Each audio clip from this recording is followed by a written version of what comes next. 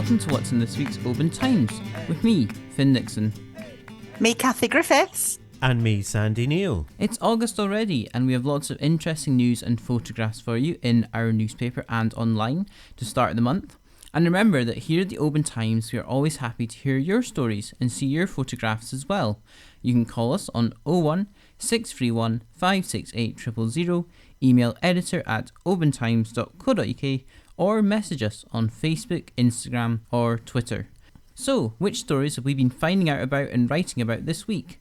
What have you got for us, Kathy?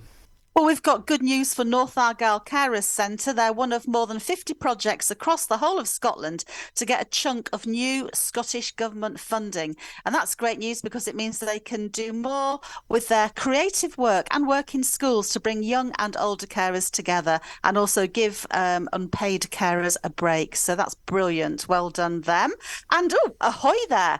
This is your chance to get on board the Great Oban Raft Race. See what I did there? Sink or swim. So this event's on Saturday, August the 12th. It's in aid of the Oban Lions charity fund. Teams of 2 or more. Sandy, what are you doing on that day? Oh, okay. Busy, are we?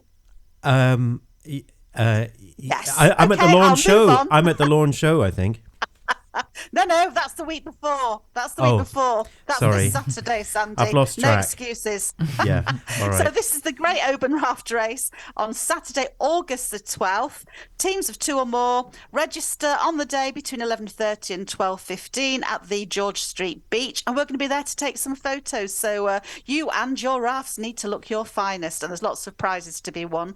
It's also going to be the Rotary Club's duck race. So quack on and buy yourself a lucky ducky. I'm full of it this morning. Like it. Oh, dig this. If history is more your thing, get yourself along on that day again. That's the 12th of August to Glencoe's National Trust Scotland Visitor Centre. They're hosting an open day between 10 and 4 o'clock. And there's some archaeologists from the University of Glasgow who are there on a field trip, and they're digging away. They're excavating a site which they think might have been the summer house or the summer farm of MacIan, who was chief of the MacDonalds and was killed in the 1692 massacre. So my goodness, we've got lots coming up. Back to you, Finn. Thank you, Kathy, and it'll be great to read all of those stories and go and see the raft race and duck race. What about you, Sandy? What do you have for us this week? Thank you very much, Finn. Well, booze prices are going up in a bid to save lives as the UK government overhauls alcohol duty this week.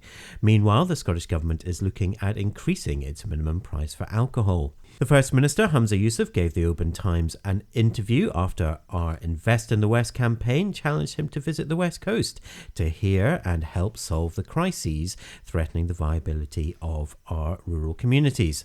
In part 1 of our interview last week, we asked Mr Yousaf what solutions the Scottish Government has to the ferry fiasco and housing shortage. In part 2 this week, we asked the SNP leader what next for his most controversial policies and how his party's divided West Coast MPs can work together to improve life in the region. The Highland Council is advertising 4 jobs to stabilise and maintain the Corran ferry service across Loch Linnhe following resignations and retirements. Islanders on Jura have accused a local councillor of hypocrisy after he shared a video of a school's music project hit by council cuts. Controversial plans for a spaceport on North Uist's northwestern tip will now go ahead after the Scottish Government decided it would not block the plan, but campaigners have vowed to fight on. And finally, a house overlooking Loch Orr, the first in the world to be clad in recycled TV screens, is a finalist in the Best Building in Scotland award. Finn, what have you got for us?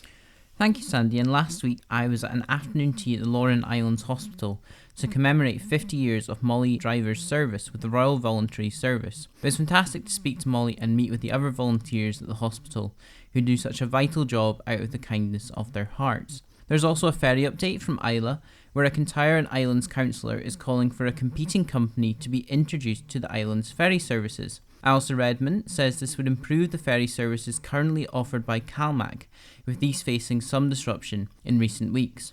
A warning has also been issued after 254 NHS Scotland buildings were found to be at risk of containing a potentially dangerous concrete material, An NHS desktop survey found that 25 of these buildings were owned by NHS Highland, with Portree and Fort William's Belford Hospital identified in the survey.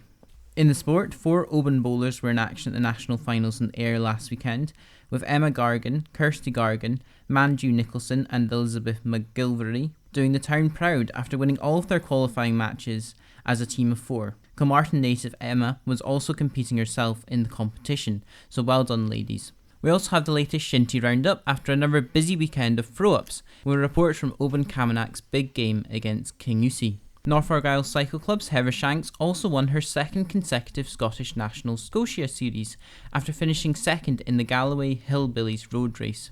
You can read more sports news on our website, including the latest golf news and an update on John McPhee, with the motorcyclist securing his second best finish in the Czech Republic with a 4th place in the second race of the weekend. You can read all these stories and more at www.obantimes.co.uk or by picking up a newspaper in local shops and petrol stations. And don't forget, if you have a story, get in touch. You can call us on 01631 568 000, email editor@obantimes.co.uk, or drop us a message on Facebook, Instagram or Twitter. That's it from us this week though, so it's goodbye from me, Finn Nixon.